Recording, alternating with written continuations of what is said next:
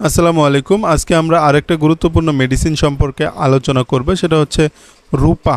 রূপা tablet কি, কেন, কিভাবে, কতটুকু পরিমাণ খাওয়া উচিত এ সম্পর্কে আপনারা অনেকেই অনলাইনে সার্চ করছেন, তাই ভাবলাম এই বিষয়ে একটা গুরুত্বপূর্ণ ভিডিও তৈরি করি। তো রূপা এটি হচ্ছে একটা ব্র্যান্ড নেম। এটা সাধারণত এরিস্টো ফার্মা উৎপাদন করে থাকে, আর এটা যে উপাদান বা যে জেনেরিকের সেটি হচ্ছে রূপাটাডিন। যদিও রূপাটাডিন এই জেনেরিকে অনেক প্রতিষ্ঠান বিভিন্ন মেডিসিন প্রস্তুত করে থাকে, তবে বাজারে প্রচলিত রূপাটাডিন গ্রুপের মেডিসিনগুলোর মধ্যে সবচেয়ে জনপ্রিয় হচ্ছে রূপা।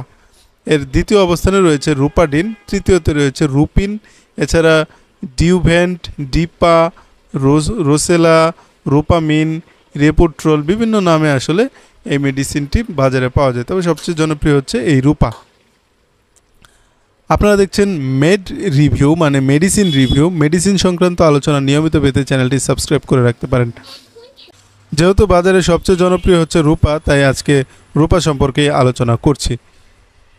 তো এটার নাম, জেনেরিক নাম সব জানলেন। এখন আমরা এটি কেন ডাক্তারগণ প্রেসক্রাইব করে থাকে সেটা সম্পর্কে আলোচনা করব। মূলত রূপাটাডিন হচ্ছে এক ধরনের অ্যান্টিহিস্টামিন জাতীয় ঔষধ। তবে আমরা অ্যান্টিহিস্টামিন জাতীয় যত ঔষধ চিনি তার মধ্যে এটা বর্তমান সময়ে সবচেয়ে আধুনিক অ্যান্টিহিস্টামিন। যেমন সিটিরিজিন, লিভোসিটিরিজিন, ফেক্সোফেনাডিন, এইসব খেয়ে যাদের চুলকানি ভালো হচ্ছে না তারা এই রূপাটাডিনটা সেবন করতে পারেন, বা অ্যালার্জি ভালো হচ্ছে না তারা রূপাটাডিন সেবন করতে পারেন। এছাড়া বিভিন্ন অ্যান্টিহিস্টামিন ওষুধ খাওয়ার পরে আমাদের ঘুমের সমস্যা হয়। এই ঘুমের সমস্যার সমাধানের জন্য আপনি এই রূপাটাডিন খেতে পারেন, এক্ষেত্রে আপনার ঘুমের সমস্যা হবে না। রূপাটাডিন মূলত যেই কাজের জন্য বেশি প্রেসক্রাইব করা হয় সেটা হচ্ছে সিজনাল এবং পেরিনিয়াল অ্যালার্জি, সেই সাথে আর্টিকারিয়া। যাই হোক, অ্যালার্জিজনিত সমস্যার কারণে আপনার যত ধরনের সমস্যা হতে পারে সেগুলো থেকে পরিত্রাণ পাওয়ার জন্য আপনি এই রূপাটাডিনটি খেতে পারেন। সাধারণত ডাক্তারগণ সেজন্য এটি প্রেসক্রাইব করে। তবে ডাক্তাররা আপনার শারীরিক অবস্থা বিবেচনা করে, পরীক্ষা নিরীক্ষা করে তারপরে কিন্তু আপনাকে মেডিসিন দেবে। হ্যাঁ, সেক্ষেত্রে আপনি অবশ্যই একজন ডাক্তারের পরামর্শ নিয়ে মেডিসিন গ্রহণ করবেন। রূপাটাডিন খাওয়ার ডোজ সম্পর্কে বলে দিচ্ছি। প্রাপ্তবয়স্ক এবং 12 বছরের ঊর্ধ্বে যাদের বয়স তারা দিনে একটি করে ট্যাবলেট সেবন করতে পারবেন। রূপাটাডিন খাওয়ার আগে বা পরে যে কোনো সময় খাওয়া যায়, অথবা ডাক্তারের পরামর্শ নিয়ে খেতে পারেন। আর শিশুদের ক্ষেত্রে খাওয়ার নিয়ম হচ্ছে, যাদের ওজন 25 কেজি বা তার চেয়ে বেশি তারা প্রতিদিন 1 চামচ করে খাওয়ার সাথে অথবা খাওয়ার পরে, প্রতিদিন একবার খাবারের সাথে অথবা খাবার ছাড়াই 1 চামচ সলিউশন গ্রহণ করতে পারবে।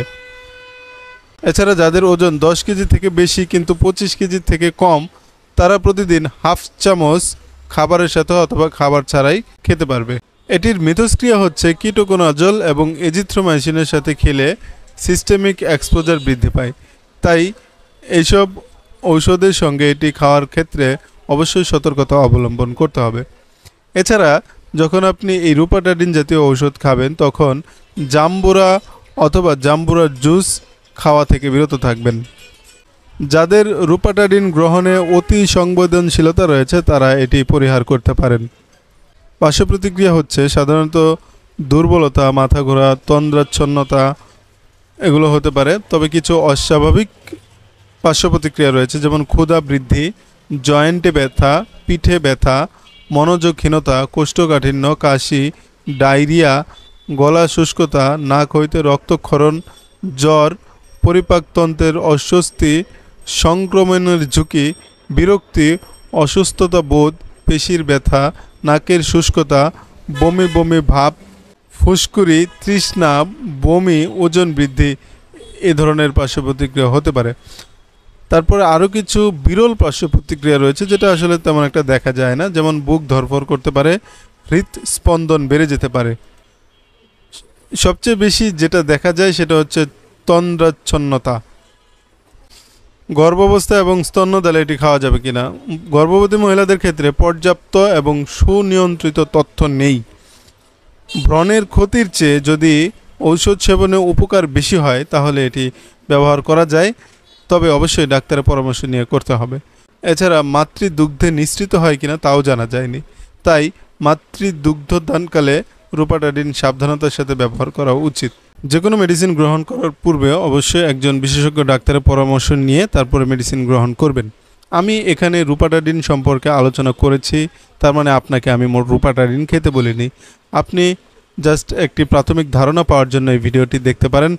চিকিৎসার ক্ষেত্রে অবশ্যই ডাক্তারের পরামর্শ নেবেন। অনলাইনে ভিডিও দেখে আত্মীয় স্বজনের পরামর্শ শুনে অথবা নিজের মতো করে যে কোনো মেডিসিন গ্রহণ করবেন না। আশা করছি ভিডিওটা আপনাদের কাছে ভালো লাগবে। ভালো লাগলে লাইক, কমেন্ট, শেয়ার এবং সাবস্ক্রাইব করতে একদমই ভুলবেন না। দেখা হবে আবারও ইনশাআল্লাহ। আল্লাহ হাফেজ।